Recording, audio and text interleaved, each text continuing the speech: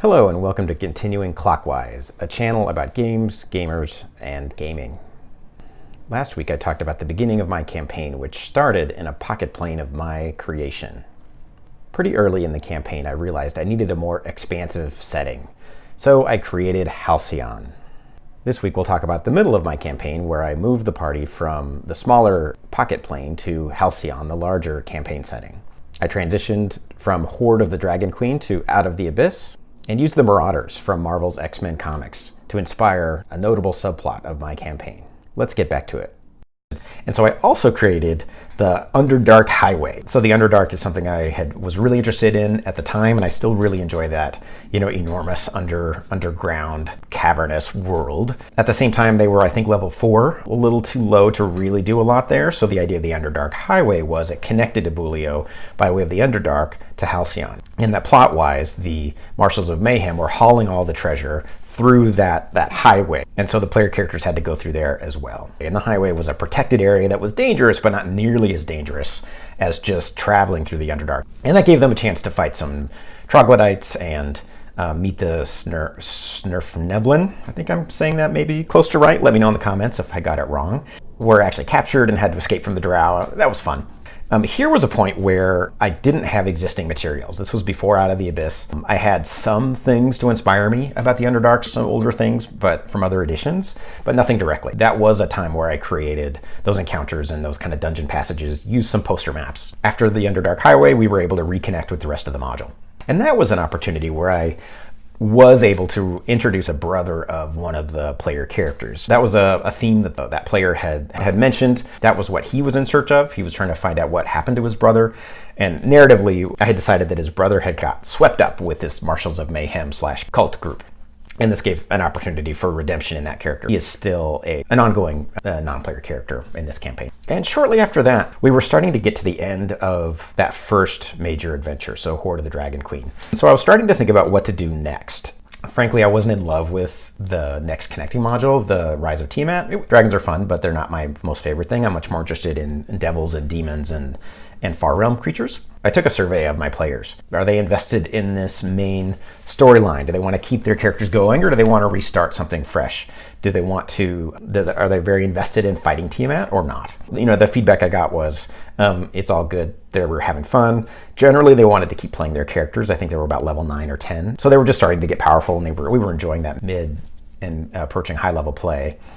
My group plays about once a month. Going through one super module takes a long time. I think we were probably about 18 months into the campaign by the time we reached the end of the adventure. But by then, Princes of the Apocalypse and Out of the Abyss had been released. Actually, I think both have real strengths, and I was really excited by the demons and the Underdark parts of Out of the Abyss. And it was a little ironic that Out of the Abyss had the Underdark in it after I had done my own work in the Underdark with the Underdark Highway.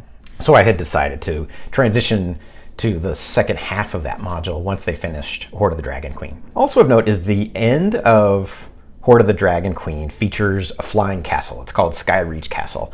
I remember, Mike Shea, also known as Sly Flourish, who's, I'll leave a note for him as well, had suggested that Skyreach would make a great home base for player characters at that level. I think they're level 10 by the end of that adventure. Remember my principle of use your good ideas? That really aligned. And I think I even, maybe subtly, it seemed subtle to me, suggested that to the players.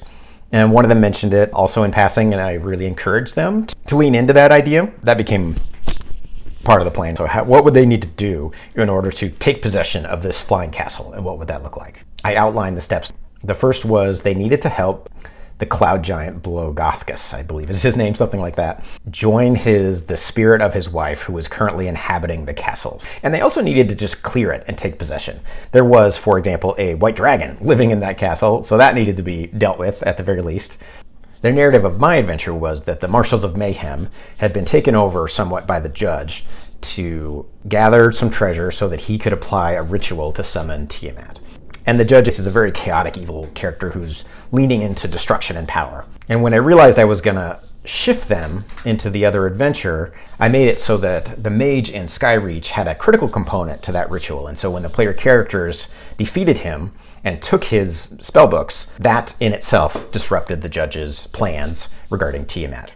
Now, in order to bridge into the Out of the Abyss, I introduced the idea that the judge had shifted from one plan of summoning Tiamat into another plan of summoning the demon lords into the Underdark, and that he was successful with that plan. And I conveyed that to the player characters through the stone giant also living in the castle named Wigloff. He's a seer and already a bit of a woo-woo, kind of out-of-it character. So that fit really well. And I gave Wigloff these visions of the demon lords in the Underdark. Then also showed the consequences would be of the demon lords running amok.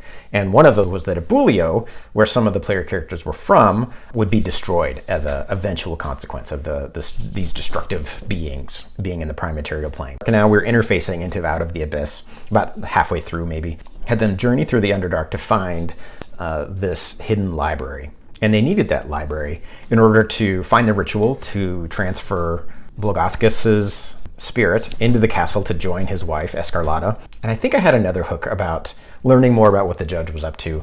We had a long series of sessions where they traveled through the Underdark and came face to face with some demon lords, and really we're just running through the Out of the Abyss module. A lot of that was really, really good stuff.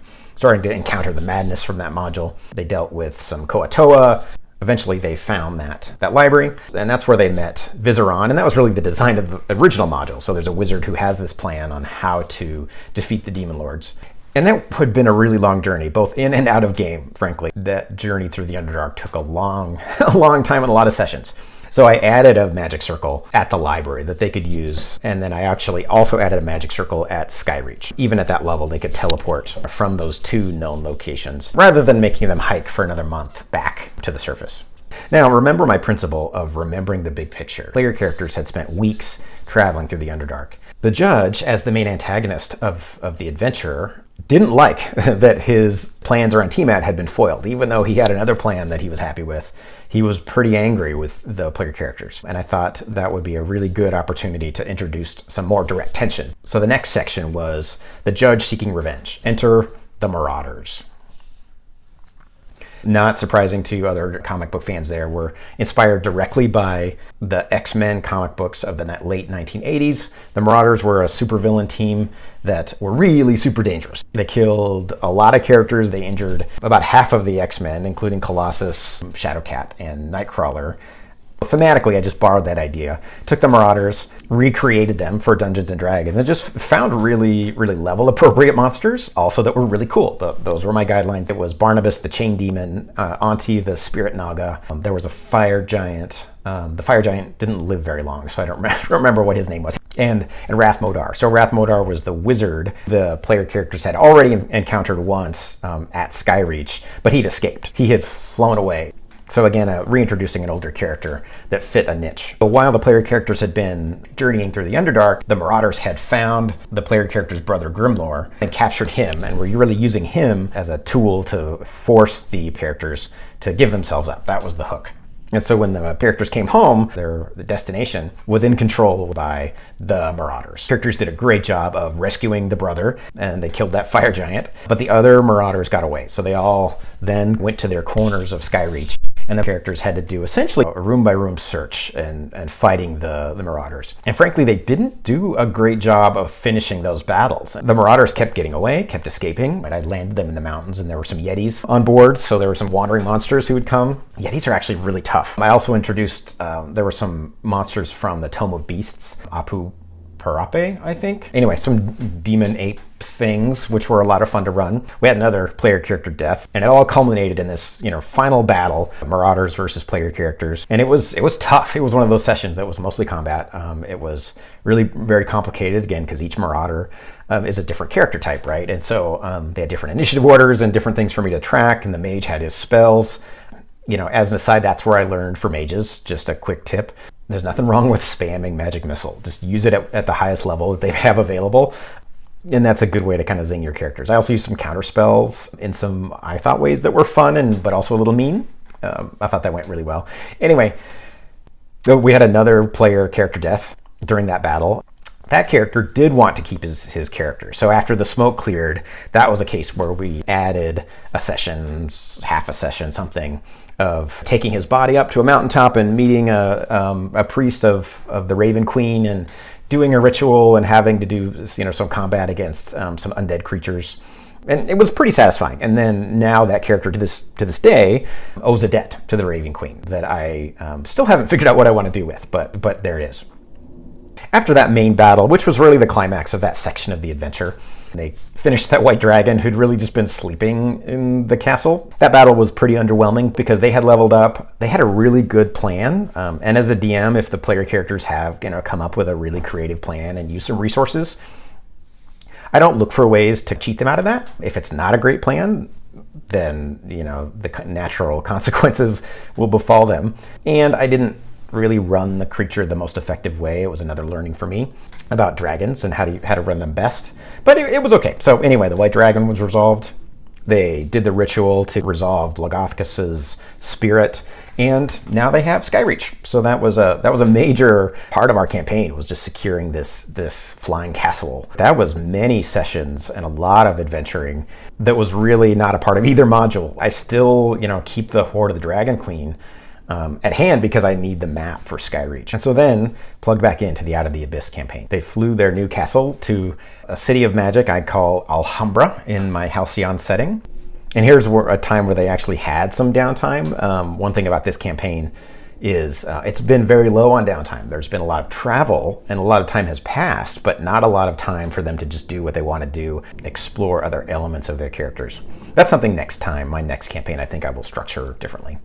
Outside of Alhambra, they met Vizeron, the wizard they had encountered in that Underdark library, who had this information about the judge and how to summon the demon lords. The idea was they would summon the demon lords would then fight each other, because demons hate each other and don't cooperate really at all, and then the player characters could then finish off whoever's left. And he had a series of fetch quests in the Underdark.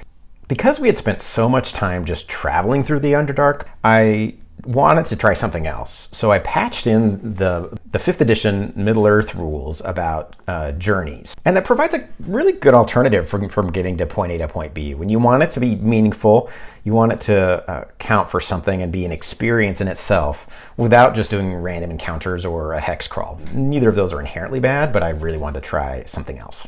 And around that time, I started to see the end of the campaign was beginning to form. The final seeds had been planted or needed to be planted pretty quickly. Next week, I'll wrap up this 3-part series by explaining how my PCs wound up in the lair of their arch nemesis and lived to tell the tale. And that will just about bring things up to the present. I'll share my current thoughts about what I plan to do next and how I plan to move this campaign towards its grand finale. So let me know what you thought of this week's episode. What questions do you have? How did you like Hoard of the Dragon Queen and Out of the Abyss? What topics would you like me to cover in future episodes? If you enjoyed this episode, please click the like button and please consider subscribing.